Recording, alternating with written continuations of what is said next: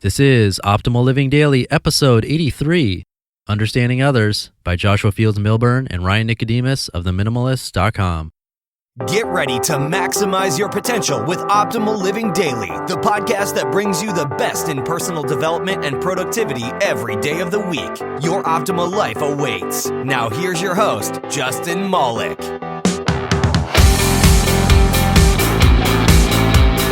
Hey, welcome back to Optimal Living Daily. This is Justin Malik, of course, bringing you the best blog content I can find and come back to you with another post by the Minimalists, who, like I mentioned on Monday, have a film coming out in May.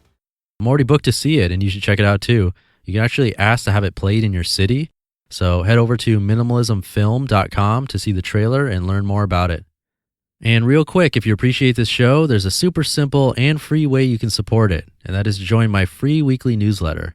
I give away a book by the Minimalists every month to a random email subscriber, plus you get free gifts immediately by joining, and it shows me that you like the show. So to join, text the word optimal to 44222 or visit me online at oldpodcast.com.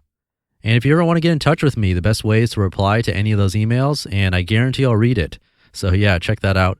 And now let's get this thing going and start optimizing your life. Understanding Others by Joshua Fields Millburn and Ryan Nicodemus of Minimalists.com. Arguments are a breeding ground for discontent. Yet many arguments, especially with people we love, are birthed from simple misunderstandings that are blown out of proportion. Understanding other people is a tall order because everybody is different, but that's what makes life worthwhile. Our time on this planet would be mundane if we all had the same personalities, desires, values, and beliefs. And yet, even with our myriad distinctions, we all want the same things out of life: happiness, purpose, fulfillment. Too often, however, we believe our way is the right way. We believe our path toward contentment is the single correct path. So instead of attempting to understand other points of view, we try to force people onto our path, shoving aside their beliefs to showcase why we are right and why they are wrong. This type of fervent, unwavering certitude is rarely a good idea, even if you are, quote, right, because it discounts the other person's thoughts and feelings, which leads to defensive posturing, which leads to arguing, which leads to discontentment, which leads to further posturing, misunderstandings, arguments, discontentment. What an ugly cycle. To avoid this spiral of misunderstanding and eventually arrive at a place of shared contentment, we must avoid acting on impulse, and we must instead work through the 4 stages of understanding others. Tolerate. Tolerance is a weak virtue, but it's a good start. If someone's behavior seems bothersome, it is best to avoid the knee-jerk reactions of fight or flight and instead find ways to tolerate their differences. For example, let's say you're an inspiring minimalist, but your partner is an enthusiastic collector, a clear dichotomy of beliefs. Your partner believes collecting porcelain figures or vintage guitars is the bomb diggity. You believe their treasures are clutter. So you're left scratching your noggin, wondering how to convert them to your singularly valid viewpoint, which can be mind-numbingly frustrating. Don't worry though, you needn't get on the same page right away. You need only understand you both have your reasons for being on separate pages. By tolerating someone's quirks and allowing them to live happily within their own worldview, you may not understand their obsession with creepy statuettes or unplayed musical instruments, but at least you will be on a path toward understanding that person as an individual, and that's a big first step. Congrats. Accept. To truly live in concert with others, we must quickly move past tolerance toward acceptance. Once you've made a concerted effort to at least tolerate the other person's quirks, their beliefs begin to seem less silly and, in time, more meaningful. Not meaningful to you, but meaningful to someone you care about. Once you realize your partner's collection has a purpose to them, it is easier to accept them because it is part of who they are as a whole person. And while you may not like a particular behavior, you still love the entire person, foibles and all.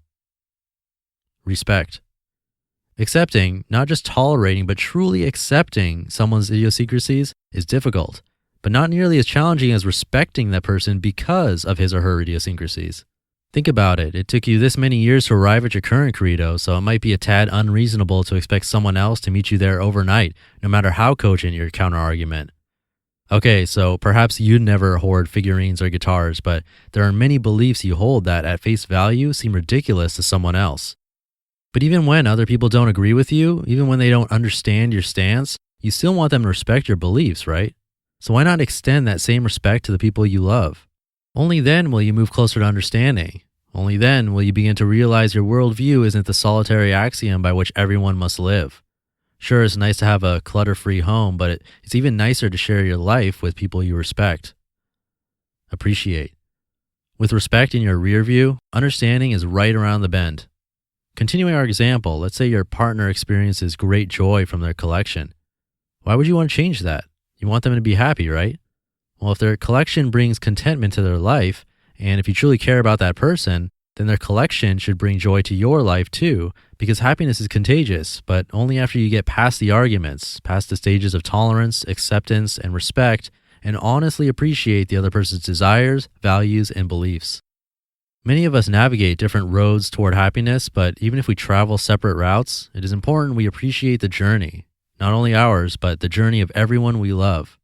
When we appreciate others for who they are, not whom we want them to be, then and only then will we understand.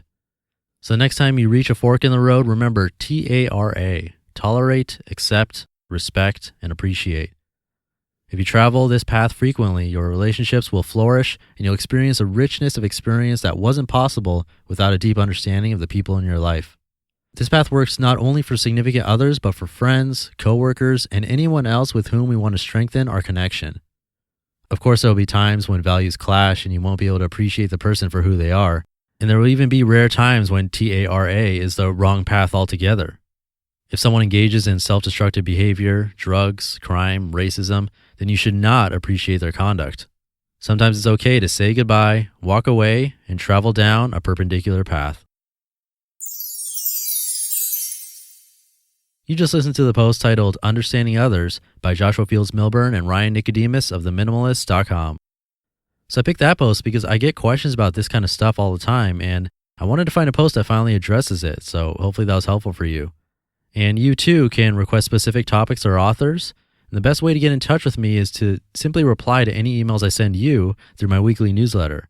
So to get on that, just text OPTIMAL to 44222 or visit oldpodcast.com. And just by joining, you'll also be entered to win a book by these very minimalists every month. I actually just gave one away 2 days ago, but I'll be giving away another soon. So again, text OPTIMAL to 44222 or visit oldpodcast.com. And tomorrow's a new author for Financial Friday, and a woman at that, so I'm really excited. I'm going to start prepping that episode, so I'll catch you in tomorrow's show where your optimal life awaits. You've been listening to Optimal Living Daily. Be sure to hit the subscribe button to stay up to date on each new episode, and head to oldpodcast.com. That's oldpodcast.com for a free gift as well as more actionable tips and resources to help you maximize your potential. Thanks for joining us, and remember, your optimal life awaits.